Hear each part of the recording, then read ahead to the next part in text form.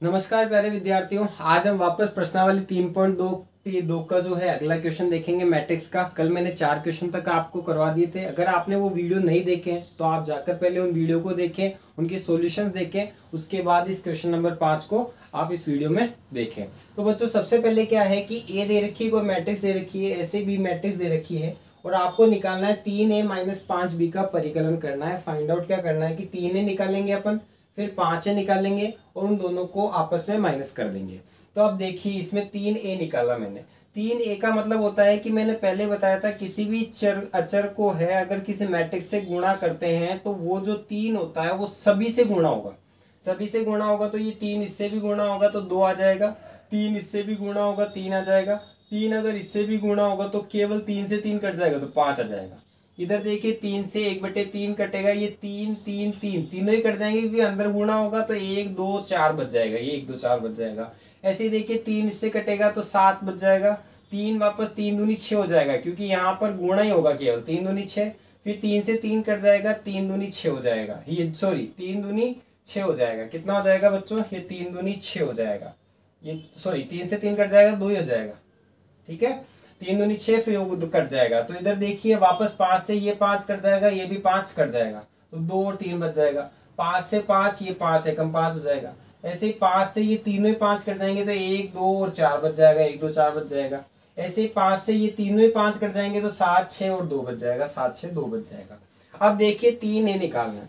यहाँ पे देखिए 3a अपन को निकालना है तो 3a देखो, ये 3a की जगह ये वाला मान रख दिया। ऐसे ही 5a है तो 5a की जगह मैंने ये वाला मान रख दिया। कौन सा मान, ये वाला मान। अब देखिए 3a-5a, ये 3a-5a, तो देखिए 2 में से 2 गया 0, 3 में से 3 गया 0, 5 में से 5 गया 0, 1 2 4, इधर भी 1 2 4 तो ये 0 आ जाएगा। इधर 7 6 2 7 6 2, ये भी 0 आ जाएगा। तो इस प्रकार ये क्वेश्चन पूरा कंप्लीट होता है। इसके नेक्स्ट वाला क्वेश्चन हम देखते हैं, आप जब तक इसको नोट डाउन कीजिए। क्वेश्चन नंबर 6 कहता है सरल कीजिए कोस थीटा ये मल्टीप्लाई में इसके साथ में दे रखा है, प्लस साइन थीटा ये मल्टीप्लाई में क्वेश्चन दे रखा है। इसका मान ज्ञात करना है आपको, कुछ नहीं करना है। इस कोस को इसके साथ और इसके साथ आराम से गुणा कर लेना है और आराम से क्वेश्चन का आंसर निकाल लेना है। इसी प्रकार साइन थीटा को भी इससे और इससे गुणा किया तो देखिए कोस को कोस से गुणा किया, कोस स्क्वायर थीटा, कोस को साइन से किया कोस थीटा साइन थीटा, कोस को साइन थीटा से गुणा किया माइनस का कोस थीटा साइन थीटा। इसी प्रकार कोस को कोस से गुणा किया तो कोस स्क्वायर थीटा। इसी प्रकार इधर देखिए साइन को साइन से किया तो साइन स्क्वायर थीटा, साइन को कोस से किया तो माइनस का sine theta cos theta, sine theta cos theta, ये साइन थीटा कोस थीटा, ऐसे sine theta sine square theta आ जाएगा। अब देखिए दोनों को जोड़ना है तो मैंने बोला था कि संगत एलिमेंट आपको जोड़ने, कोरस्पॉन्डिंग जो एलिमेंट होते हैं केवल उन्हीं को ही जोड़ा जाता है। तो cos square theta plus sine square theta, इन दोनों को जोड़ा तो 1 आ जाएगा। ऐसे ही कोस थीटा साइन थीटा और इसमें इसको जोड़ा तो ये प्लस और माइनस माइनस हो जाएगा, इसलिए ये 0 बन जाएगा। ये देखिए 0 बन गया। इधर माइनस का कोस थीटा साइन थीटा, ये प्लस का साइन थीटा कोस थीटा लिख दिया तो ये भी देखना 0 बन जाएगा आगे। कोस स्क्वायर थीटा, ये कोस square theta plus sine square theta, ये क्या होता है 1 होता है, क्योंकि हमें पता है कि कोस साइन स्क्वायर थीटा, या आपने 10वीं क्लास में कोस एक सर्व समीकरण पढ़ी होगी कि कोस square theta plus sine square theta plus cos square theta कितना होता है, 1 होता है। तो 1 होता है तो इसकी जगह 1 रख दीजिए, यहाँ पे भी 1 रख देना है, बाकी दोनों 0 हो जाएगा। इस प्रकार से क्वेश्चन नंबर 6 कंप्लीट होता है। बच्चों क्वेश्चन बहुत ईजी है इसलिए इसको फास्ट है और डायरेक्ट इसके मेथड उसका डायरेक्ट सोल्यूशन ही लिखकर मैं आपको समझा रहा हूँ, इसलिए ईजी है। तो ज़्यादा टाइम नहीं लेंगे हम इसमें, फिर आगे वाली जो चीज़ें हैं उनको भी हमें समझने में टाइम लगेगा, इसलिए शॉर्ट क्वेश्चन है जिनको हम जल्दी जल्दी कवर करेंगे। तो आप इसको नोट डाउन कीजिए, फिर देखते हैं नेक्स्ट क्वेश्चन। जो क्वेश्चन नंबर 7 क्या है, एक्स और वाई का मान ज्ञात करना है आपको। जो भी एक्स और वाई है, ये वाले एक्स और वाई है, इनकी वैल्यू फाइंड आउट करनी है आपको, मतलब इस मैट्रिक्स का मान ज्ञात करना है आपको। एक्स और वाई कौन सी होगी इनमें, उनको मान ज्ञात करना है। और एक्स प्लस वाई आपको दे रखा है 7 0 2 और 5। ये मोटरसाइकिल की आवाज़ बहुत डिस्टर्बेंस करती है कभी कभी। वह x माइनस वाई 3 0 0 3 कभी कभी नहीं करती, रोज ही करती है, तो इसलिए मोटरसाइकिल की आवाज़ पे ध्यान नहीं देना, केवल पढ़ाई पे ध्यान देना। देखिए बच्चों सॉल्यूशन में क्या करेंगे आप, सबसे पहले x प्लस वाई बराबर कितना हो गया 7 0 2 और 5, ये तो हो गई पहली मैट्रिक्स। इसको समीकरण नंबर 1 दे दिया आपने। ऐसे ही x माइनस वाई बराबर कितना दे रखा है, 3 0 0 3 दे रखा है। ये समीकरण नंबर 2 हो गई। अब x का मान कैसे आ जाएगा, जब समीकरण 1 और 2 को दोनों को जोड़ दें अपन।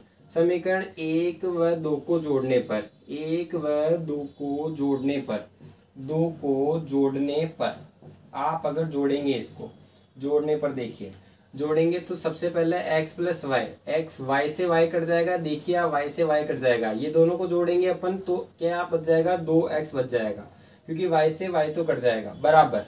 अब देखिए यहाँ पे क्या बच जाएगा, 7 0 2 और 5 इधर ये जुड़ जाएगा इसके साथ में, तो 3 0 0 और 3 बच जाएगा। तो ये देखिए आपके पास में ये आ जाएगा, ठीक है।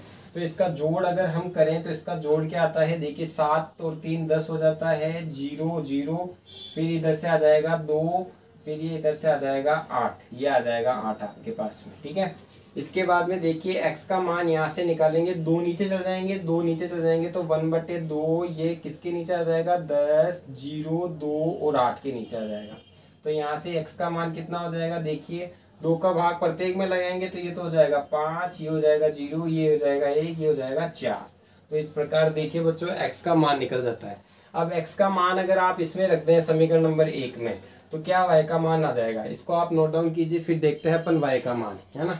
तो देखिए बच्चों y का मान कैसे निकालते हैं। तो x का मान जो है, x का मान क्या करेंगे हम समीकरण नंबर 1 में रख देंगे, है ना। x का मान जो है समीकरण नंबर 1 में रखने पर, तो यहाँ पे क्या करेंगे, x का मान, यहाँ पे x का मान, x का मान समीकरण 1 में रखने पर, समीकरण 1 जो मानी थी आपने, ये वाली मानी थी, 1 में रखने पर अगर आप 1 में रखते हैं, 1 में रखते हैं अगर आप, तो यहाँ पे देखिए ये कितना आ जाएगा, 5 0 1 और 4 इधर आ जाएगा, प्लस y बराबर कितना आ जाएगा, 7 0 2 और 5, इधर से y का मान कितना आ जाएगा, ये उधर जाएगा तो माइनस हो जाएगा, तो 7 0 2 और 5 हो जाएगा, और इधर माइनस हो जाएगा, और इधर कितना हो जाएगा, 5 0 1 और 4। अब इन दोनों को माइनस करते हैं अपन तो कितना, 7 में से 5 गए 2 आ जाएगा, और ये 0 में से 0 गया 0 आ जाएगा, 2 1 1 आ जाएगा, और 5 में से 4 गया 1 आ जाएगा। इस प्रकार आपके पास में ये आंसर होता है x का आंसर तो ये वाला आता है आपके पास में,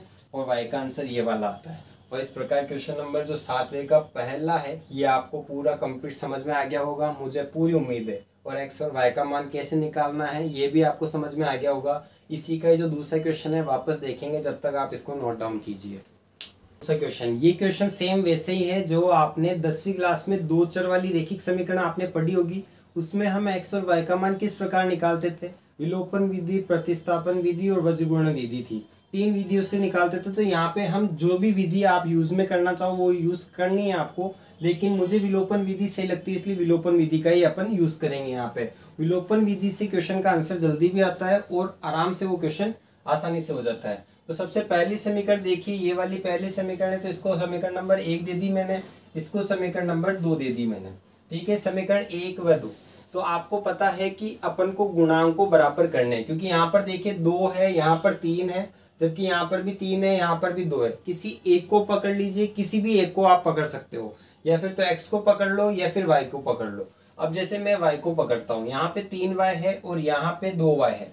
अब मुझे ऐसी, यहाँ पे 3y है और यहाँ पे 2y है, तो इन दोनों को बराबर बनाना है। तो 3 और 2 के पहाड़े में मुझे पता है कि 6 कॉमन आता है, 6 दोनों में आता है, तो मैं इसको भी 6 बना दूं, इसको भी 6 बना दूं, तो काम बैठ जाएगा मेरा। तो समीकरण 1 को मैं क्या करता हूँ, समीकरण 1 को 2 से गुणा करने पर, 2 से गुणा करने पर, सबसे पहले 2 से गुणा करने पर, ठीक है बच्चों, 2 से गुणा कर दिया। ये 2 से गुणा करने पर, तो 2 से गुणा किया तो 2 दूनी 4 हो जाएगा, 4x प्लस 6y हो जाएगा इधर से, और इधर से कितना हो जाएगा, इसको भी करेंगे हम, तो 2 दूनी 4 हो जाएगा, 3 दूनी 6 हो जाएगा, 4 दूनी 8 हो जाएगा, और ये 0 हो जाएगा। तो इस प्रकार ये हो गया समीकरण नंबर 1 2 से गुणा करने पर। अब समीकरण नंबर 2 को भी हम किससे गुणा करेंगे, समीकरण नंबर 2 को किससे गुणा करेंगे, 3 से गुणा करने पर, 3 से गुणा करने पर, 3 से गुणा इसलिए करेंगे क्योंकि यहाँ पर भी 6 बनाना है, यहाँ पे 3 से गुणा करेंगे तभी 6 बनेंगे।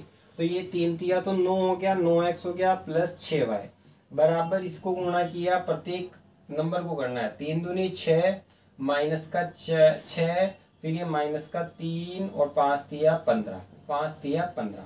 अब देखिए ये हो गई समीकरण नंबर 3 और ये हो गई समीकरण नंबर 4। समीकरण 3 और 4 को घटा दो। समीकरण 3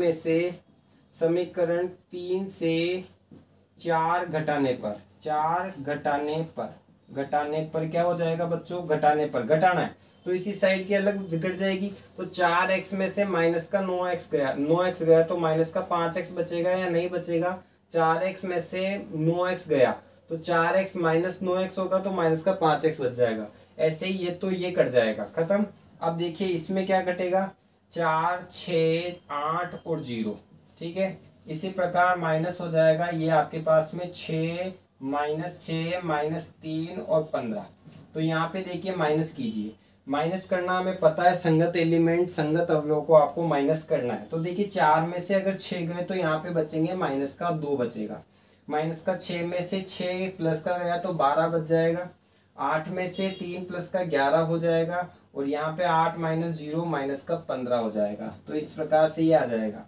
तो x बराबर अगर हम यहाँ से देखें तो माइनस का 5x बराबर तो कितना आ गया? तो x बराबर माइनस का 1/5 नीचे आ जाएगा। ये 1/5 नीचे आ जाएगा इसके, तो 1/5 और कितना हो जाएगा? माइनस का 2, 12 और 11 माइनस का 15। तो यहाँ पे x का मान कितना आ जाएगा? x का मान आ जाएगा कि 2/5 हो जाएगा। यहाँ पे कितना हो जाएगा? माइनस का 12/5 हो जाएगा और यहाँ पे माइनस का 11/5 हो जाएगा और यहाँ पे कितना हो जाएगा? 3 हो जाएगा, क्योंकि 3 हो जाएगा, ये 3 हो जाएगा, ठीक है।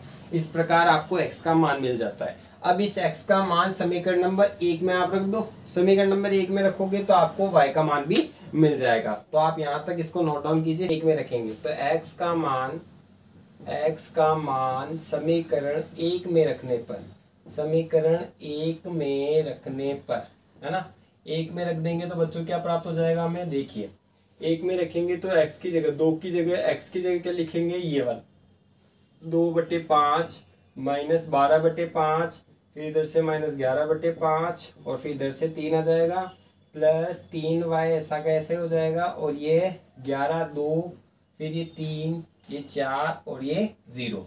इस प्रकार हमें मिल जाएगा। तो अब यहाँ पे देखिए 2 को गुणा करते हैं तो यहाँ पे कितना आ जाएगा? 4/5 माइनस 24/5 माइनस 22/5 और यहाँ पे आ जाएगा 6।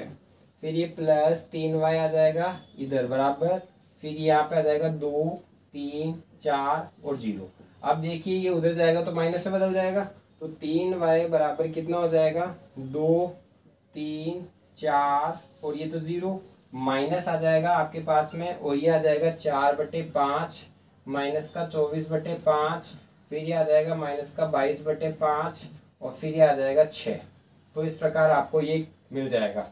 अब देखिए आपको क्या करना है, यहाँ पे माइनस करना है। तो सबसे पहले देखिए यहाँ पे माइनस करते हैं। तो यहाँ पे माइनस किया आपने तो यहाँ पे देखिए 3y बराबर कितना आ जाएगा? 2 में से माइनस का 4/5 गया, 2 में से माइनस का 4/5 गया तो 5 दूना 10 हो जाएगा और ये कितना बच जाएगा? 6/5 बच जाएगा, 6/5 आ जाएगा।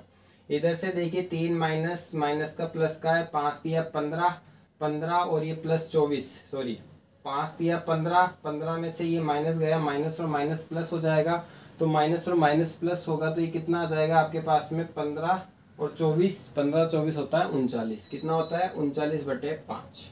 फिर इसके बाद में 4 माइनस ये माइनस का प्लस का है तो ये प्लस का हो जाएगा 5 चौक 20 माइनस प्लस ये 42/5 हो जाएगा जी। ये 0 माइनस से माइनस का 6 हो जाएगा। तो ये इस प्रकार आपके पास में 3y की वैल्यू कितनी आती है? इतनी आती है। अब y की वैल्यू देखिए यहाँ से कितना आ जाएगा? भाग दे दीजिए बस, और कुछ नहीं करना है। 2/5 ये भाग जाएगा 3, सब में भाग लगाएगा तो 6 में 3 का भाग जाएगा 2 बच जाएगा, ये 13/5 बच जाएगा। ये वापस आपके पास में 3 चौक 12 14/5 बच जाएगा, ये माइनस का 2 बच जाएगा। इस प्रकार आपका इक्वेशन खत्म होता है।